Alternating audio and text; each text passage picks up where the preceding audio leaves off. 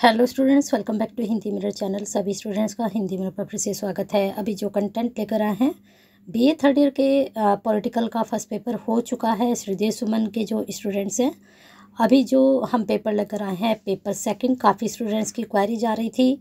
और जो paper first से आपके एमसीक्यूज़ में हेल्प हुई है, तो काफ़ी स्टूडेंट्स ने कहा कि मैडम उससे हमारी हेल्प हुई थी। और जिन स्टूडेंट्स की हेल्प हुई है तो प्लीज़ सभी हमें कमेंट करें कि आपके लिए पेपर के जो एमसीक्यू सॉल्विंग हम लेकर आए थे कितने हेल्पफुल रहे आपके लिए। चलिए शुरुआत करते हैं आपके सेकंड पेपर की। पेपर का नाम है एलिमेंट्स ऑफ पब्लिक एडमिनिस्ट्रेशन और पेपर बिल्कुल ओरिजिनल आपको यहाँ पर मिलता है चैनल पर। 2023 का ये पेपर है। बैक टू बैक 2022 का भी आपको दिया जाएगा। पूरे जितने भी 15 क्वेश्चंस आपके आते हैं सारे आपके सॉल्व करवाए जाएंगे। और ये क्वेश्चंस कहीं कहीं जब आपने फर्स्ट पेपर दिया था तो आपको मालूम है कि कितने हेल्पफुल रहेंगे। तो चलिए वीडियो शुरू हो चुकी है। जो स्टूडेंट्स अभी तक कनेक्ट नहीं हुए हैं सब्सक्राइब कर लीजिए, बेल आइकन हिट कर दीजिए। जो स्टूडेंट्स हमसे कनेक्टेड हैं एक लाइक करना ना भूलें और शेयर करना ना भूलें, क्योंकि जो चीज़ यहाँ पर चैनल पर मिलती है वो शायद कहीं नहीं है, तो आप शेयर करेंगे तो ये सभी स्टूडेंट्स पर, जितने भी थर्ड ईयर के स्टूडेंट्स हैं, चाहे वो मेन के एग्ज़ाम दे रहे हैं चाहे वो बैक के एग्ज़ाम दे रहे हैं, तो आपके द्वारा वो हेल्पफुल हो सकती है एक शेयर करने से।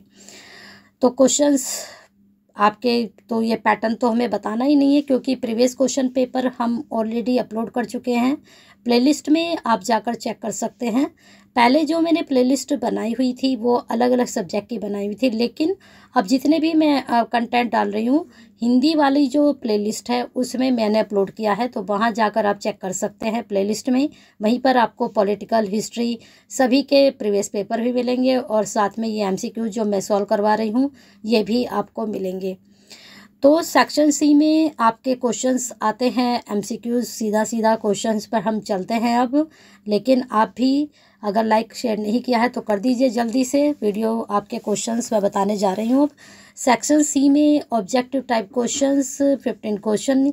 इन क्वेश्चंस का आपको बेनिफिट्स ये होता है, अभी जो सेमेस्टर आया है तो वहाँ पर एमसीक्यूज का पैटर्न ख़त्म कर दिया गया है, तो वहाँ पर सारी थ्योरी है और चार वहाँ पर 8 क्वेश्चन बच्चों को करने होते हैं। लेकिन इनका एक बेनिफिट्स है कि यहाँ आपको पूरे नंबर मिलते हैं। अगर आपके 15 के 15 सही जा रहे हैं तो कोई भी आपके नंबर यहाँ पर कट नहीं करेगा, जो कि तो नंबर आपको मिलते हैं। लेकिन थ्योरी में क्या आता है, अगर 15 नंबर की आपकी थ्योरी का क्वेश्चन आ रहा है तो आप कितना भी अच्छा लिख कर आएँ, आप बहुत अच्छा लिखते हैं तब आपको 12 से 13 नंबर मिलते हैं। 102 नंबर सभी के कटते हैं। तो आप देखिए यहाँ पर आपको कितना फ़ायदा है। चलिए प्रश्न देख लेते हैं। पहला प्रश्न था, किसने कहा प्रशासन का संबंध सरकार के क्या और क्यों से है? गुलिक ने कहा, डिमॉक ने कहा, या फिर विगे या फिर विल्सन ने? तो फर्स्ट का आंसर आपका जाएगा बी, डिमॉक ने कहा था। नेक्स्ट क्वेश्चन है,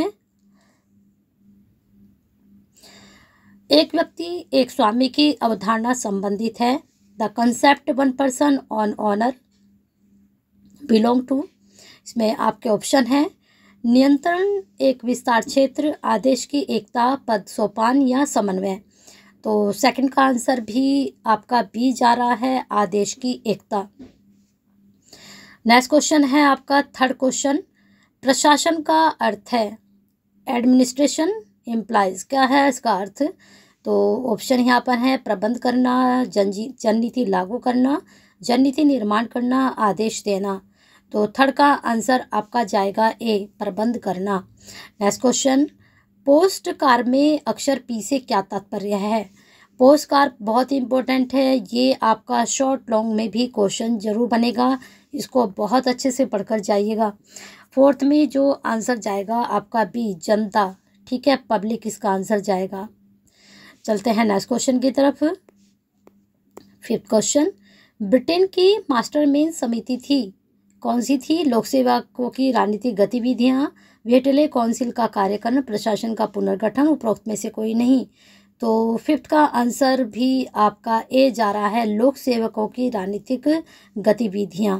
नेक्स्ट क्वेश्चन, भारत में लेखांकन को अक्षर से कब पृथक किया गया? तो 1950, 1976, 1986, 1991। तो 6 का आंसर आपका जा रहा है ए, सॉरी 6 का आंसर जाएगा बी 1976। तो लगा लीजिए आंसर।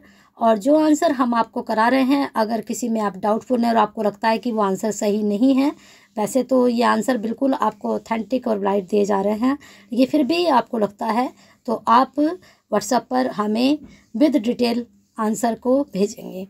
बजट निर्माण का प्रमुख सिद्धांत है वार्षिकता का सिद्धांत, लोकशीलता, परिशुद्धता, उपरोक्त तीनों। तो 7 का आंसर डी। यहाँ पर एक पैटर्न चलता है इस वाले क्वेश्चन का, अगर आता है उपरोक्त तीनों तो मोस्टली 99% आंसर ये सही जाता है, ठीक है। अगर आता है आंसर उपरोक्त में से कोई नहीं तो 99% ये वाला जो ऑप्शन होता है ये एलिमिनेट हो जाता है, ठीक है। तो इस चीज़ का भी आप ध्यान रखिएगा।